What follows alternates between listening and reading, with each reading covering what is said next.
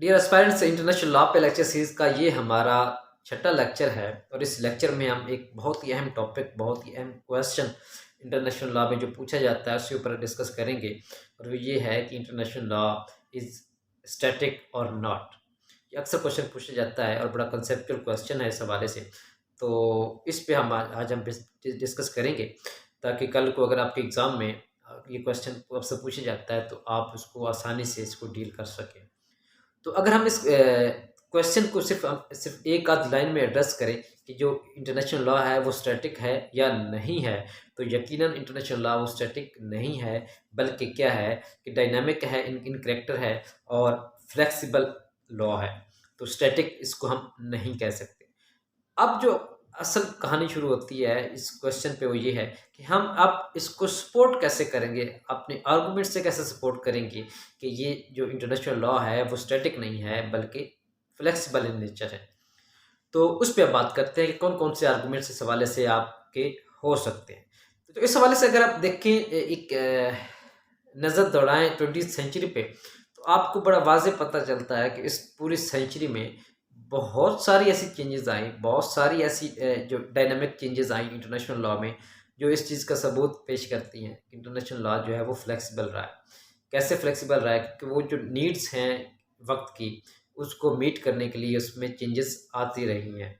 तो जो 20th century सबसे जो डायनामिक सेंचुरी रही है इस हवाले से, इंटरनेशनल लॉ की ग्रोथ के हवाले से, इंटरनेशनल लॉ की डेवलपमेंट के हवाले से, इसमें अगर आप देखें तो बहुत सारी इंटरनेशनल ट्रीटीज़ हुई हैं और वो जो ट्रीटीज़ हैं उन्होंने इंटरनेशनल लॉ को न सिर्फ डेवलप किया है बल्कि वो इस चीज़ का सबूत भी हैं कि इंटरनेशनल लॉ फ्लेक्सिबल है, वो स्टैटिक नहीं। उसमें इम्प्रूवमेंट्स आती हैं, उसमें with the passage of time उसमें डेवलपमेंट्स हो रही हैं। तो वो जो डेवलपमेंट्स हैं इस चीज़ का सबूत है कि इंटरनेशनल लॉ जो है वो स्टैटिक नहीं है बल्कि फ्लेक्सिबल इन नेचर है। उसके साथ अगर आप देखें तो इस सेंचुरी में ही आप देखें तो ऐसे बहुत सारे कन्वेंशंस हुए और वो कन्वेंशंस जो थे वो डिफरेंट नेचर के थे, डिफरेंट पर्पस के लिए थे, लेकिन उन कन्वेंशंस ने इंटरनेशनल लॉ को बहुत ज़्यादा इम्प्रूव किया, इंटरनेशनल लॉ को बहुत ज़्यादा डेवलप किया। और उस डेवलपमेंट से भी ये चीज़ वाज़ेह हो जाती है कि इंटरनेशनल लॉ जो फ्लेक्सिबल इन नेचर है। इसके साथ जो इंटरनेशनल ऑर्गेनाइजेशंस, उनकी जो जब एस्टेब्लिशमेंट होती है और वो अपनी जब उनके नंबर में भी इजाफा होता है, तो उसके साथ साथ क्या होता है कि इंटरनेशनल लॉ के लिए स्टैटिक रहना और मुश्किल था। तो इसलिए भी इंटरनेशनल ऑर्गेनाइजेशंस के जो बढ़ता हुआ रोल है इन द इंटरनेशनल अफेयर्स, तो उन उस हिसाब से भी देखें तो उस उन्होंने भी इंटरनेशनल लॉ को बहुत ज़्यादा इसको डेवलपमेंट में हेल्प किया है। और वो डेवलपमेंट होना, वो उसकी इंटरनेशनल लॉ की जो फ्लेक्सिबिलिटी है उसकी एक वाज़ेह दलील है। तो इंटरनेशनल ऑर्गेनाइजेशंस की वर्किंग से भी ये बात वाज़ेह हो जाती है कि इंटरनेशनल लॉ जो है वो स्टैटिक नहीं है बल्कि वो फ्लेक्सिबल इन नेचर है, डायनामिक इन करैक्टर है और चेंजेस उसमें with the passage of time आती रही हैं। और उसने इंटरनेशनल लॉ में वो चेंजेस जो हैं वो बाकायदा तौर पर एक्सेप्ट की गई हैं, रिकग्नाइज़ की गई हैं। इसके साथ-साथ वक़्त में जैसे ही ट्रांज़िशनल नीड्स बढ़ती गई, ट्रांज़िशनल चेंजेज़ आती गई, तो उन ट्रांज़िशनल नीड्स को, ट्रांज़िशनल चेंजेज़ को मीट करने के लिए बहुत सारे डॉक्ट्राइन्स जो थे, वो इंट्रोड्यूस करवाए गए।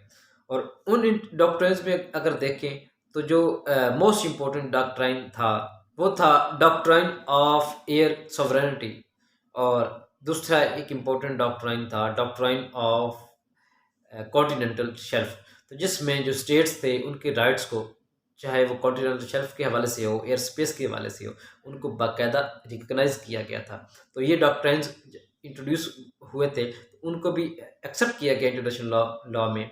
और ये भी इस चीज़ का सबूत है कि इंटरनेशनल लॉ ने जो वक्त की ज़रूरियात हैं उनके मुताबिक अपने आप को अडॉप्ट किया, अपने आप को डेवलप किया। तो डेवलपमेंट्स का वक्त के साथ साथ होना ये इस चीज़ का भी सबूत है कि इंटरनेशनल लॉ जो है वो स्टैटिक नहीं है। इसके साथ बहुत सारी ट्रीटीज़ होती हैं, वो ट्रीटीज़ चाहे वॉर्स के ऊपर हों और वो ट्रीटीज़ चाहे ह्यूमन राइट्स के ऊपर हों, तो उन ट्रीटीज़ की भी एक प्रॉपर प्लेस है इंटरनेशनल लॉ में। और वो प्राइमरी मोस्ट इम्पोर्टेंट जो प्राइमरी सोर्स है वो इंटरनेशनल कन्वेंशन या इंटरनेशनल ट्रीटीज़ है इंटरनेशनल लॉ का। और वो ट्रीटीज़ वक्त के साथ साथ होती रही हैं, और उन ट्रीटीज़ ने भी बाकायदा इंटरनेशनल लॉ को डेवलप करने में हेल्प किया है। और वो जो डेवलपमेंट हुई है इंटरनेशनल लॉ में with the passage of time, with the need of the hour, तो वो डेवलपमेंट भी इस चीज़ को बिल्कुल वाज़ेह करती है कि इंटरनेशनल लॉ जो है वो स्टैटिक नहीं है रहा। तो इन ट्रीटीज़ की एक लंबी लिस्ट मौजूद है जिनसे वाकई पता चलता है कि इंटरनेशनल लॉ किस तरह डेवलप हुआ और फर्दर वो किस तरह डेवलप होता जा रहा है। तो ये जो जो जो फेज ऑफ डेवलपमेंट है, ये चीज़ को वाज़ेह करती हैं कि इंटरनेशनल लॉ जो है वो फ्लेक्सिबल इन नेचर है, स्टैटिक नहीं है।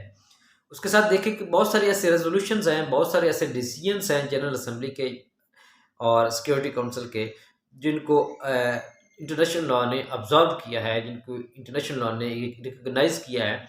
और वो जो रिकग्निशन है वो भी इस बात को वाज़ेह कर रही है, इंटरनेशनल लॉ जो है वो जो नए कोई भी कानून आता है, नई कोई भी ऐसी प्रोविजन आती है, उसको एक्सेप्ट करता है और उसको अपने अंदर समो लेता है।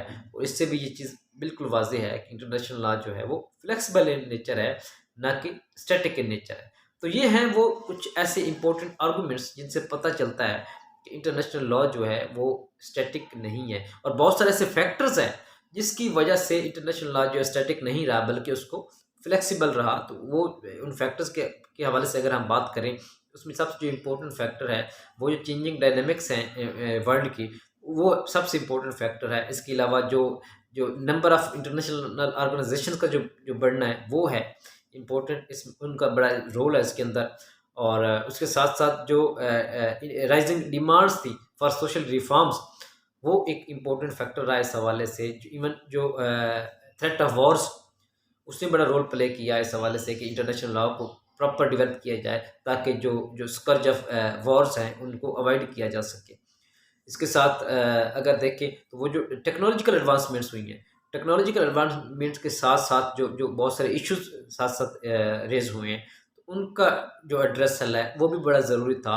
उसके लिए भी जो इंटरनेशनल लॉ का जो फ्लेक्सिबल होना बहुत ज़रूरी था।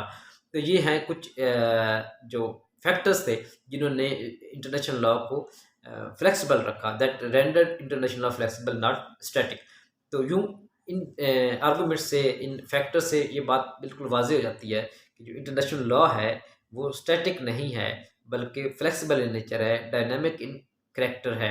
इंटरनेशनल लॉ के स्टैटिक ना होने और फ्लेक्सिबल होने के हवाले से एस के कपूर अपनी बुक में लिखते हैं कि international law, like all living law, is not static. It gathers dynamism and activity, mending itself to the needs of the day. इसी के साथ साथ जज जैसप जो हैं वो न्यूरमबर्ग जो ट्रिब्यूनल है, न्यूरमबर्ग की जो जजमेंट है उसको रेफर करते हुए वो लिखते हैं कि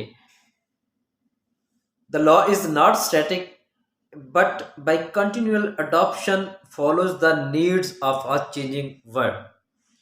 इससे भी ये बात बिल्कुल वाज़ेह होती है, इन जो ज्यूरिस्ट हैं उनके वर्ड से भी ये बात बिल्कुल वाज़ेह हो जाती है कि जो इंटरनेशनल लॉ है वो स्टैटिक नहीं है, बल्कि फ्लेक्सिबल इन नेचर है।